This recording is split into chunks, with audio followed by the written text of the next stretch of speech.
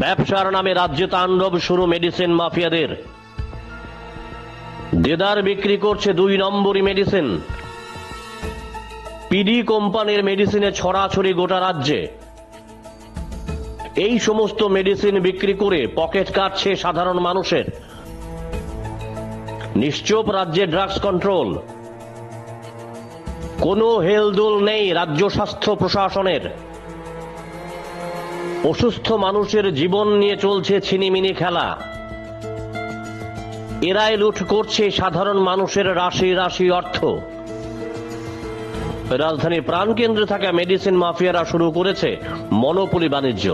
তারা এমআরপি থেকে 1 টাকাও কম রাখে না।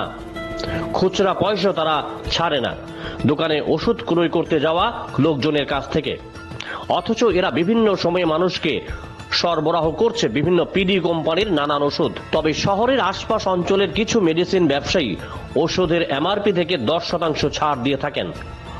অনলাইনে মেডিসিন ক্রয় করলে সর্বোচ্চ 20 থেকে 25% ছাড় পাওয়া যায়।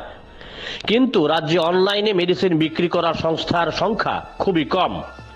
তাই এই রাজ্যের মেডিসিন মাফিয়ারা একচেটিয়া ব্যবসা চালিয়ে যাচ্ছে এবং লুট করছে মানুষের অর্থ। গোটা চক্রের সঙ্গে জড়িত চিকিৎসকদের একটা বড় অংশ। কারণ চিকিৎসকরা নিজেরাই তাদের ব্যবস্থাপত্রে পিডি কোম্পানির ওষুধ লিখছেন। কিন্তু দুর্ভাগ্যের হলেও এটাই সত্যি, চিকিৎসকরা কোনো জেনেরিক মেডিসিন প্রেসক্রিপশনে লিখছেন না। ত্রিপুরা ব্যতীত অন্যান্য রাজ্যের মানুষকে এই হ্যাপা পোহাতে হয় না। কারণ ছোট বড় সব মেডিসিনের দোকানে পাওয়া যায় ছাড়। ওষুধের গুণমানও ভালো, দাবাদাপি নেই পিডি কোম্পানির ওষুধের। তাছাড়া আছে অনলাইনে মেডিসিন বিক্রির সংস্থা। রাজ্যের ওষুধের বাজারের খবর অনুযায়ী স্থানীয় বিভিন্ন মেডিসিন দোকান ওষুধের দাম কম রাখতে চাইলেও ড্রাগস অ্যান্ড কেমিস্ট অ্যাসোসিয়েশন তাদের বাধা প্রদান করে থাকে। অ্যাসোসিয়েশনের ধান্দাবাজ নেতারা দোকানীদের দেখায় রক্তচক্ষু। অ্যাসোসিয়েশন থেকে বের করে দেওয়ার হুমকি দিয়ে থাকে। তাই অনেক মেডিসিন ব্যবসায়ী ছাড় দেওয়ার ইচ্ছা থাকলেও তারা অ্যাসোসিয়েশনের ধান্দাবাজ নেতাদের ভয়ে খদ্দেরদের ছাড় দিতে সাহস পায় না। এই অভিযোগ করছেন খোদ মেডিসিন ব্যবসায়ীরা। মেডিসিন ব্যবসায়ীদের কথায় মেডিসিন বিক্রি করে তাদের গড়ে 25 থেকে 30% লাভ হয়। কোনো মেডিসিনে লাভের পরিমাণ আরো বেশি।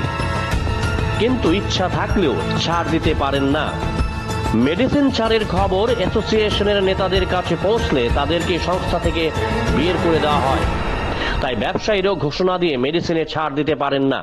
সুখের বহির্রাজ্যে বিভিন্ন মেডিসিন দোকানে 10 থেকে 20% ছাড় দেওয়ার কথা জানিয়ে মেডিসিন দোকানগুলি সাইনবোর্ড লাগিয়ে রাখে।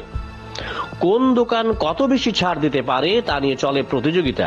কিন্তু ত্রিপুরায় তা সম্ভব নয়।